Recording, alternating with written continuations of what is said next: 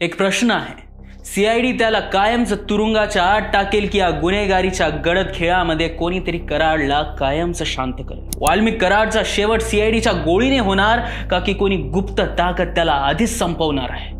या प्रकरणातील ते सत्य उलगडण्यासाठी तयार राहा, कारण हे केवळ एक गुन्हेगारीचं प्रकरण नाही तर अस्तित्व, राजकारण आणि समाजकारणाचं एक जिवंत उदाहरण आहे। आता फक्त एकच प्रश्न शिल्लक आहे, वाल्मिक कराड जिवंत राहील का? नमस्कार, मी शशांक आणि तुम्ही पाहताय सत्य पे सत्ता, म्हणजे थोडक्यात पण महत्त्वाचं। हे प्रकरण एवढं गडद आहे की त्यात काही गोष्टी खूपच लपलेल्या आहेत आणि त्या गोष्टी सध्या सीआयडीच्या तपासात उलगडत आहेत।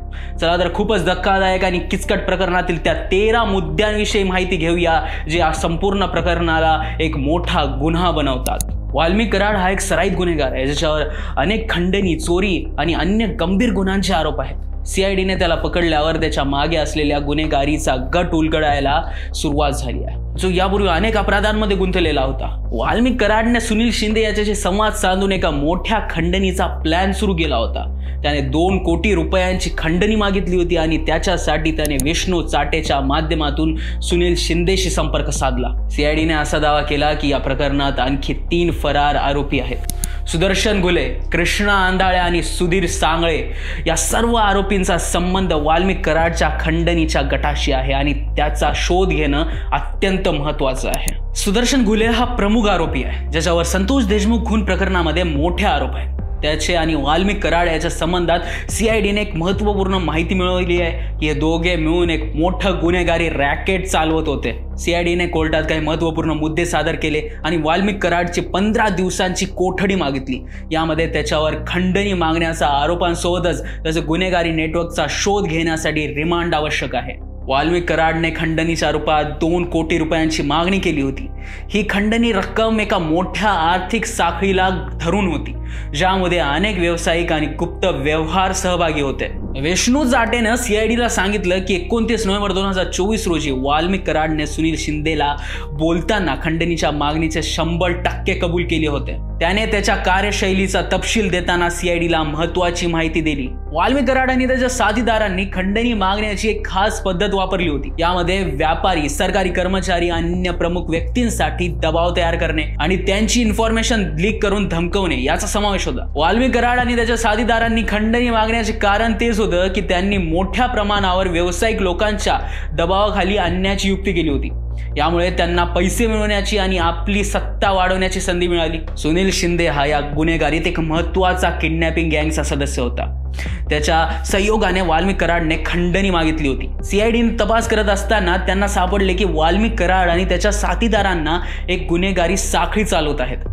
यामध्ये व्यापारी, सरकारी कर्मचारी, अन्य प्रभावशाली लोकांचा समावेश आहे। वाल्मिक कराडच्या रिसेंट खंडणी प्रकरणांमध्ये सक्रिय सहभाग होता। त्या सहभागामुळे हे प्रकरण अधिक गंभीर बनले होते आणि यामुळे अधिक गुन्हेगारी गटांची उलगड होण्याची शक्यता आहे। सीआयडीने या प्रकरणाची गती वाढवली आहे आणि आता तपासात आणखी खूप काही उलगड होईल।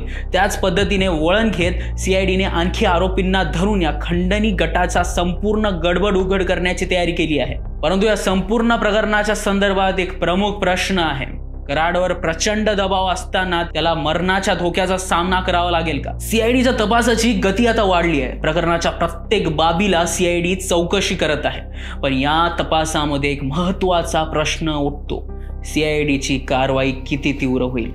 त्याला शिक्षा द्यायला सीआयडीला किती संघर्ष करावा लागेल आणि या संघर्षात किती मोठा दबाव निर्माण होईल?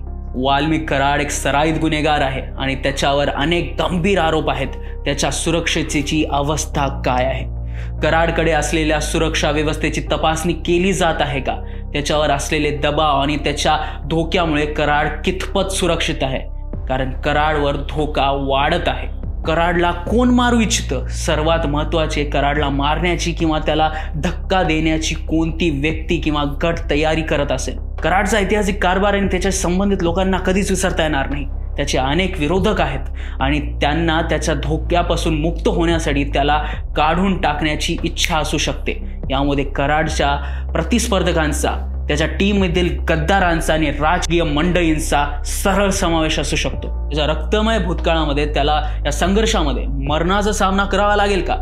त्याच्या विरोधकांमध्ये त्याला मारण्याची इच्छाशक्ती आहे का? आणि या संदर्भात सीआयडी त्याला दिलेला दबाव आणि इतर गुन्हेगारी गटांची धमकी यामुळे त्याच्या अस्तित्वावर अनेक खोल विचार उभे होत आहेत. या संपूर्ण प्रश्न आणि मुद्द्यांसोबत हे संपूर्ण चित्र कुठल्या चित्रपटा किंवा सिरियल पेक्षा कमी वाटत नाहीये. आता फक्त न्यायदेवता आणि न्यायपालिका हे दोघेच महाराष्ट्राच्या संपूर्ण प्रश्नातून सुटका करू शकतात.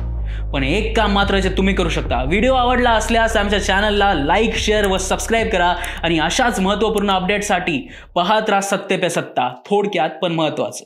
महाराष्ट्रातल्या अनेक महत्त्वाच्या शहरांमध्ये डॉक्टर चाटे होमिओपॅथिक क्लिनिक इथे महिलांची अलोट गर्दी दिसून येते. चौकशी केल्यावर कळलं की बऱ्याच महिलांना असलेला थायरॉइड आणि पीसीओडीचा त्रास या इथे गेल्यावर कमी झालेला आहे. साईड इफेक्ट्स नसलेल्या आणि कमी खर्चात होणाऱ्या अशा या प्रभावी उपचारामुळेच ही गर्दी होतीये हे समजलं. तुमच्या घरातही कोणाला असाच त्रास असेल तर इथे अवश्य संपर्क साधा. Doctor Chate homeopathic clinic 9595727107.